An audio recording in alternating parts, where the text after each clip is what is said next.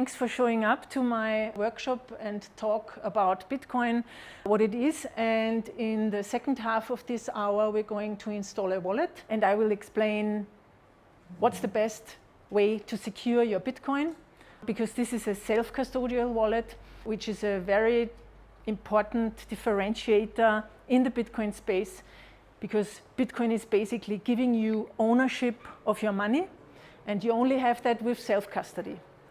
And I will explain what this is in this talk. And my name is Anita Posch.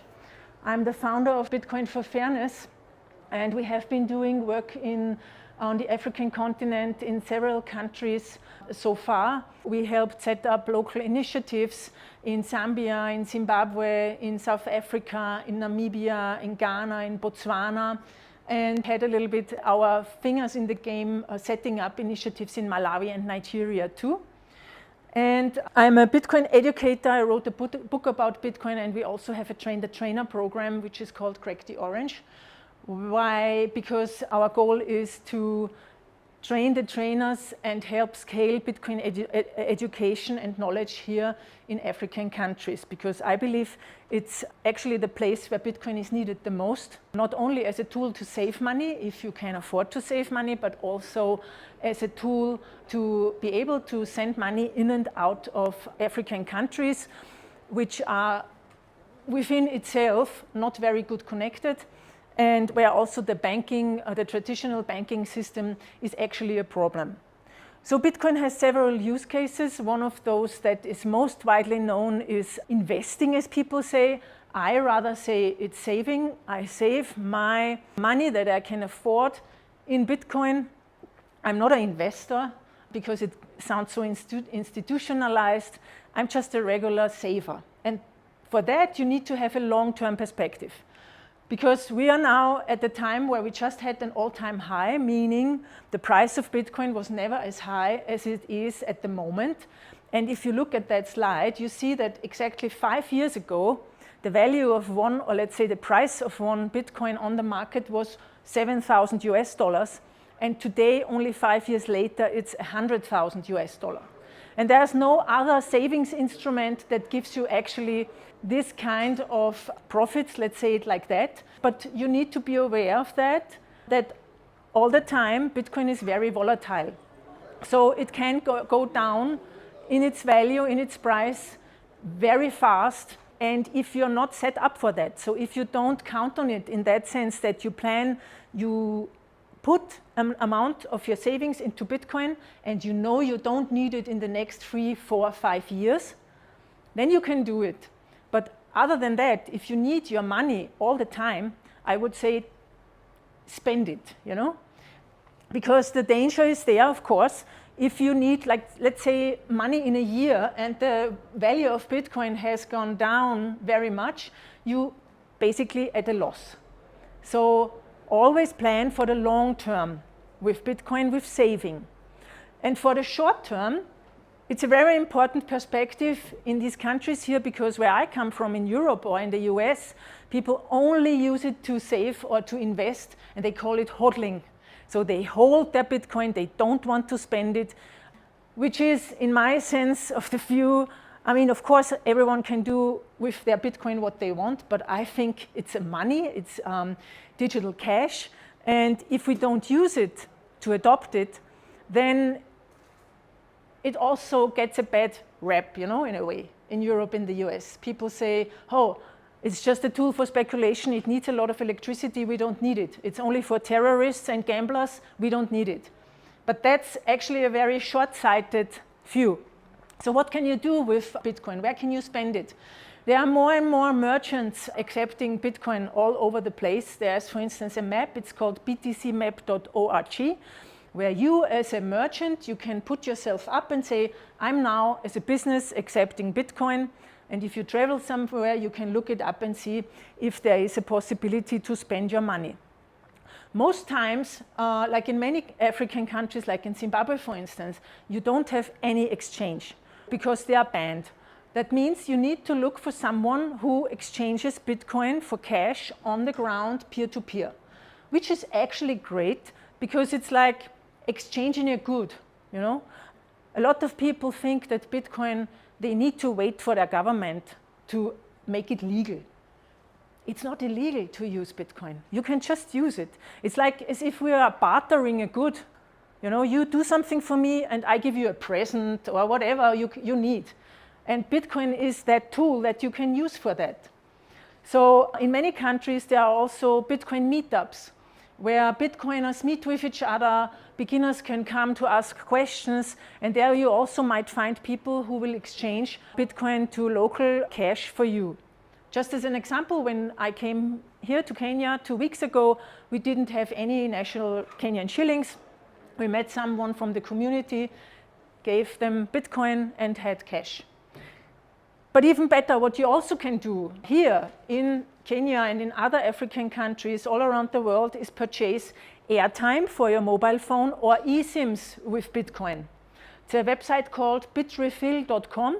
I'm traveling here. I have an eSIM from Bitrefill.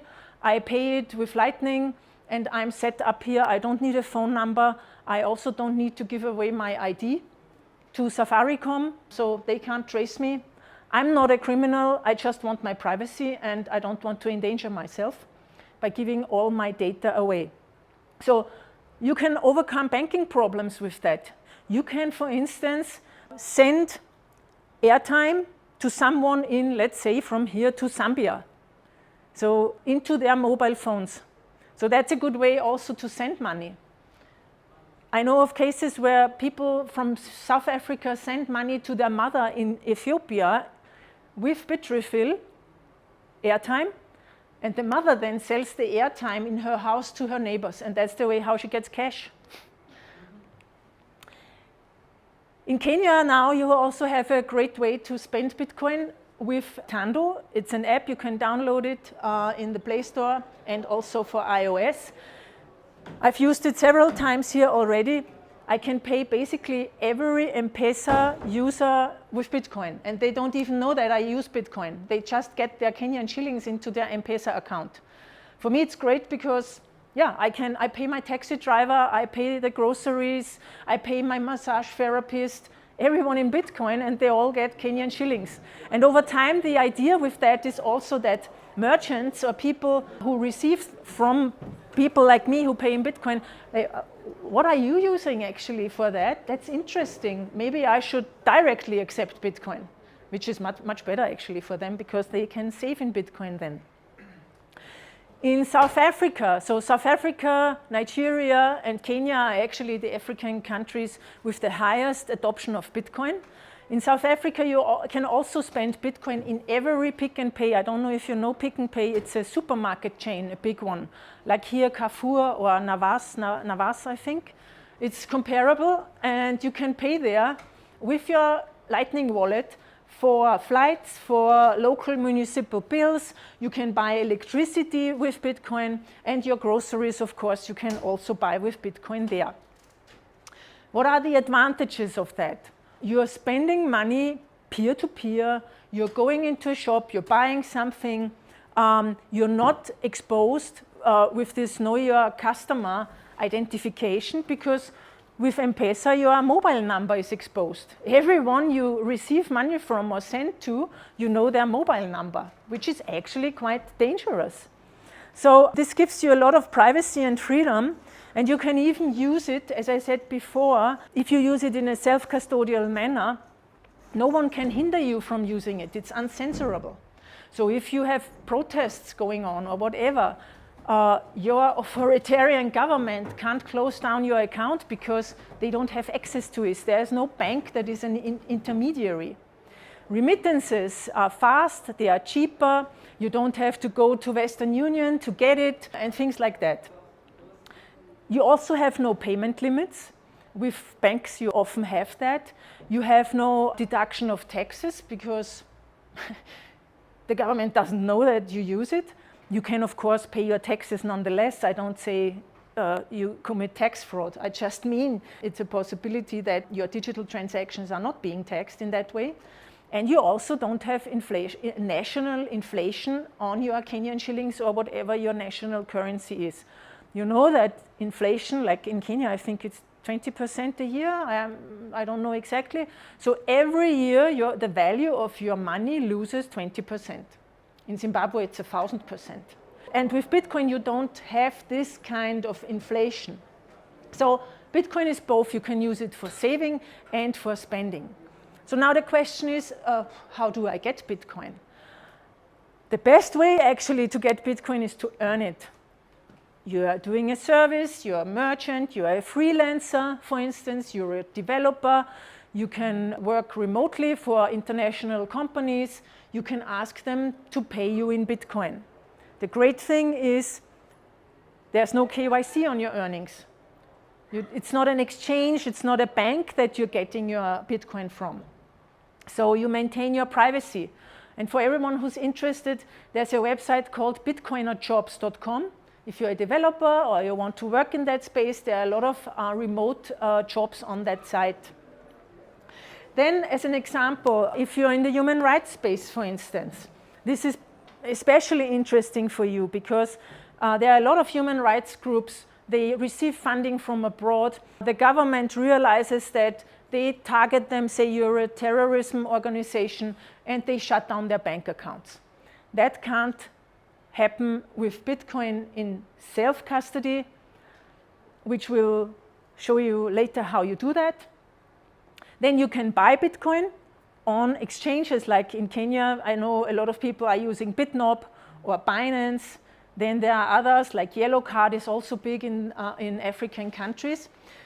They offer you convenience. You can buy Bitcoin with your credit card or directly from your bank account. But you need to know that basically the Bitcoin you buy there, they are then forever connected to your name. And the Bitcoin blockchain is a transparent network, and you basically can follow transactions. It's pseudonymous. You actually don't know who is doing these transactions. But if your identity is connected to your Bitcoin, then they could know what or who you are paying. It's a little bit better off when you use the Lightning Network, which is a faster Bitcoin, more cheap. That's what most people here in Africa are using. When it's about the wallet, I explain to you where the differences about here are. So you can purchase Bitcoin from people, like private people, on several platforms. One is called RoboSats, another one is called hodlhodl.com. Then for those who are a little bit savvy, like tech savvy, you can install BISC, which is a decentralized Bitcoin exchange. Or what you also can do is either you go to these Bitcoin meetups, you can also set up your own community of private people, your friends or relatives who want to buy and sell Bitcoin. There's an app that you can use for this. It's called Vexel, V-E-X-L. So stepping back to the properties of Bitcoin, which make it such a special tool for people to empower them.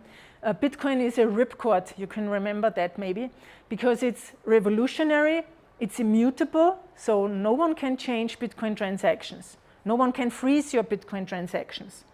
It's public, as I said before, it's a public tool. It's basically like a common good. Like the internet doesn't belong to anyone, Bitcoin, the technology doesn't belong to anyone. There's no company Bitcoin. I mean, there are companies who call themselves that way, but that's not what the network is about.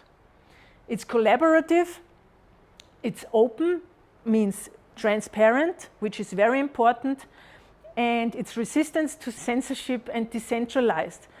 The factor that it's open means also it's permissionless. You don't need to ask anyone, may I use Bitcoin? Like, can I please have a bank account? No, you can't, you don't have enough money. You don't have an ID, you're a refugee, you won't get a bank account. With Bitcoin, anyone can use it. As an example, I want to bring from human rights activism, from protests in Nigeria, the Nigerian Feminist Coalition. They supported the protest movement in the End SARS protests a couple of years ago. They did that as long as the central bank then shut down their bank accounts. They collected donations via their bank accounts. They shut them down. the ladies remembered that there is something like Bitcoin. They set up a server to receive donations, and they were able to support the protests again. This shows the power of Bitcoin. Also, Zimbabwe is a very isolated country because of international sanctions. It's very difficult that people from Zimbabwe send or receive money from abroad. With Bitcoin, it's totally easy to send money into Zimbabwe, and there are also opportunities to exchange it on the ground to US dollars. Actually, it's very easy because the people there, the traders, they want the Bitcoin because there is a higher demand for Bitcoin there. Of course, because of that high inflation. Or in Kenya, I know that many women don't have inheritance rights. They are not allowed to own anything, property for instance. So they don't have securities to go to the bank and say, I have a business, can I please get a loan? No, they won't because they don't have securities. With Bitcoin, they can own their own money, no one can take it away from them, and they gain independence. That's why we say Bitcoin is freedom money. But it's only freedom money when you have ownership of your Bitcoin, and you do that with self-custody. So your funds are in your own hands. As soon as you have a so-called seed phrase, which is 12 or 25, but mostly 12 English words in a certain order. You have to keep that order correct. That's weird, but that's basically the technology that will give you always ownership to your Bitcoin, so no one can steal it from you. Thing is, as soon as someone gets hold of these 12 words, they can also use your Bitcoin. So that's why it's so important to keep them safe. So, and if you own this Bitcoin through self-custody, through your private keys, as we call them, then you basically own it like cash. But it's not national currency, it's international neutral people's money. So, but you have ownership of it, like a banknote. You don't need a bank account, no ID or registration. You don't have any centralized control. Like if we would say Facebook coin were a thing, maybe it comes again. They tried to release it a couple of years ago, but weren't allowed to by the regulators. Then Facebook coin is basically a centralized money given out by Meta, the company of Mark Zuckerberg. So it's a corporate money. It's a big difference to Bitcoin. You don't have a centralized control. So Bitcoin came out of a grassroots movement in the big financial crisis, 2008. A person going by the name of Satoshi Nakamoto, which is not their real person, no one knows who the inventor of Bitcoin is, presented Bitcoin, and in January 3, on the 3rd of January 2009, so like 15, 16 years ago, the first public block of the blockchain was mined, meaning that was the date when Bitcoin, the technology, was born. And Satoshi Nakamoto, why do we know it's a grassroots movement and an alternative to the traditional banking system, is because Satoshi Nakamoto put the headline of the Times of that day into the Genesis block.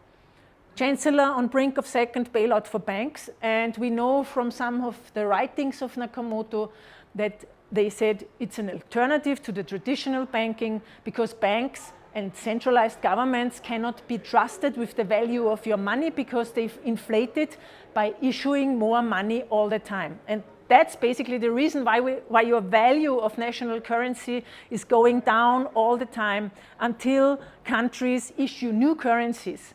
In Zimbabwe, it's the 6th time now in 20 years, I believe, that they issue a new currency because they stole everything, basically, from the people. So it has also a long history. It's not like that this Satoshi Nakamoto came into the world and there you have it. There's a lot of cryptography, mathematics, different technologies involved in the birth of Bitcoin. Basically, from the 1960s on, 70s, people were researching ways how to make digital money secure. And only with Satoshi Nakamoto it worked out. So at the moment, if you look at the traditional banking system, if you pay with a PayPal transaction, for instance, if you buy something and the seller receives your money, you have up to 7 intermediaries in that equation until your money reaches the point. Every one of them gets money out of you. Every one of them can shut down your account. With Bitcoin, it's only you and the other person. There are no intermediaries. You don't need to trust anyone. The technology can be trusted because the code is open source. Bitcoin is also decentralized. What does that mean? It means that every transaction since 2009 is being stored on 10 to 100,000 computers worldwide, synchronized all the time. So that means if someone wants to hack Bitcoin or the blockchain, the database of all transactions, they have a hard work. They will not manage to do that, because if you hack 10 computers, there are thousands of others having a synchronized copy of the blockchain of all transactions, and that is part of Bitcoin's censorship resistance. You can imagine Bitcoin like a public deposit box with private ownership. So everyone can send money to a Bitcoin address, but only you, when you have your keys, can send it somewhere else. So you need Bitcoin addresses. A Bitcoin address is a long line of numbers and letters. And you also get it as a QR code, so you can scan it. And you have a Bitcoin address, you give it to someone else if you want to receive money from them. They send the money, it's basically in your private deposit box. And with the private key, which is a part of the 12 words I showed you before, your wallet can unlock that deposit box, and you can send the money as you wish to someone else with a Bitcoin address. And the seed is basically like a keychain. It incorporates all the private keys to open all of your boxes. And there's a lot of talk about Bitcoin mining, that it's so energy intensive electricity actually, which is true, but it's needed for Bitcoin's security. Bitcoin mining basically secures all the value stored in Bitcoin. And if you think about the fact, I don't even know how many billion dollars now are stored on the Bitcoin blockchain, it's very important. So this is not a waste of electricity. We also have a lot of miners who are using stranded energy to mine Bitcoin, etc. And to be honest, if I think about the energy and electricity the traditional system uses, I think I don't have a problem with it, to be honest.